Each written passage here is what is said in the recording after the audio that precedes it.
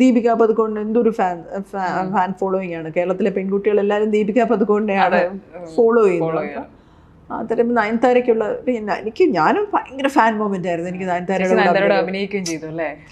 ശരിക്കും അന്നപൂർണ്ണ അഭിനയിക്കാൻ എനിക്കൊരു കുഞ്ഞു ഓർമ്മയുണ്ട്.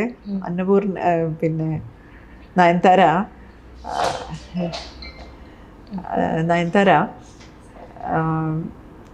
പണ്ട് ചമയം എന്ന് പറഞ്ഞ ഒരു ഷോ ചെയ്യാനായിട്ട് കൈരളി വന്നപ്പോൾ കൈരളിയിൽ അന്ന് മേക്കപ്പ് ചെയ്യുന്നത് ഷാൻ പട്ടണം. അപ്പം ഷാൻ ചിലപ്പോൾ എവിടെയെങ്കിലും പോകണമെങ്കിൽ ഷാൻ എന്നെ മേക്കപ്പ് റൂം മേപ്പിച്ചിട്ട് മുങ്ങും.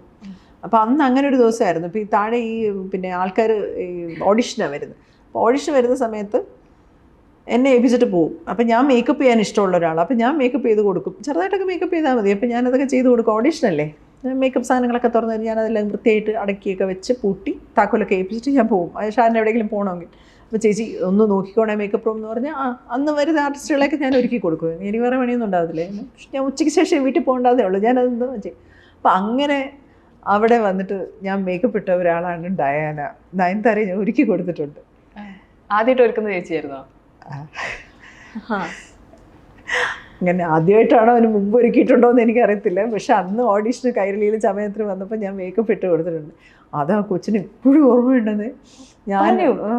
അതിന് ഓർമ്മയുണ്ടെന്ന്. അല്ല അങ്ങനെ പറഞ്ഞില്ല, എന്നെ കണ്ടപ്പോൾ അത്ര വോമായിരുന്നു. അന്നപൂർണ്ണയിൽ അഭിനയിക്കാൻ പോയപ്പോൾ ഞാൻ വെജിറ്റേറിയൻ ആയിരുന്നു ആ സമയത്ത്.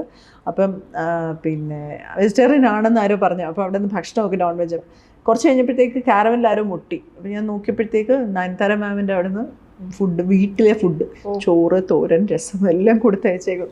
എന്തൊരു എന്നെ അതിന് മുമ്പ് ഞങ്ങൾ വേറെ വർക്ക് ചെയ്തൊന്നും പരിചയമില്ല. അത് മാത്രമാണ് പരിചയം.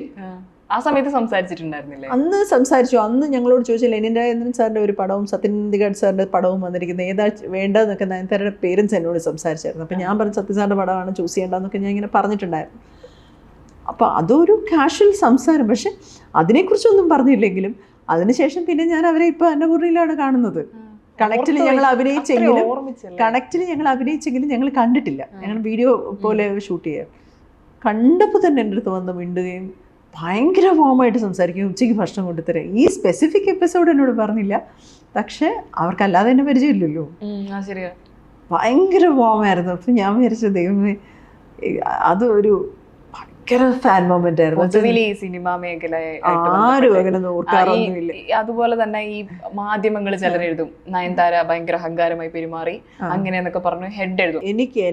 എനിക്ക് സ്വീറ്റസ്റ്റ് എന്ന് ഞാൻ പറയും. അത്ര നന്നായിട്ടാണ് ഈ കോ ആക്ടേഴ്സിനോടൊക്കെ ഭയങ്കര സ്വീറ്റ് ആയിരുന്നു. നയൻതാരയുടെ വാല്യൂ അറിയാം. അങ്ങനെ തലേ കയറാൻ സമ്മതിക്കും എന്നല്ല ഞാൻ പറഞ്ഞത്.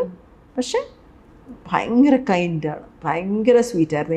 എന്നോട് വളരെയധികം സ്വീറ്റായിരുന്നു. എന്നോട് പോകാൻ നേരത്തെ എന്നോട് ഭയങ്കര വോമായിട്ട് എല്ലാ പ്രാവശ്യവും കണ്ടപ്പോൾ വാ ഇവിടെ വന്നിരിക്കും എന്നൊക്കെ പറഞ്ഞു. ഞാനും കുറച്ച് മാറി നിൽക്കുക. ഞാൻ അങ്ങനെ ഏത് സെറ്റിൽ പോയാലും ഞാൻ കുറച്ച് മാറി ഇരിക്കുന്നതാണ്. കസേരയൊക്കെ ഇട്ട് മാമിന് കസേര കൊടുക്കുന്ന വർത്താനമൊക്കെ പറഞ്ഞു.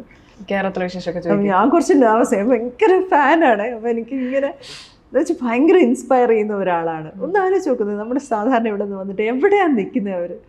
സത്യം, അവരാണ് റെസിലിയൻസ് എന്നൊക്കെ പറയുന്നത്. അവരാണ് എത്ര ഡൗൺഫോൾസ് വന്നാലും അവന് മുകളിൽ കുലുങ്ങാറില്ല. അത് അത്ര അത് കണ്ണിലുണ്ടത്. അപ്പം അതുകൊണ്ട് ഞാൻ ഭയങ്കര ഒരു ഫാൻ ആണ്. അപ്പം എനിക്ക് വലിയ സന്തോഷമുള്ളൊരു മൊമെൻ്റാണ് നയൻതാരയെ കാണുന്നത്.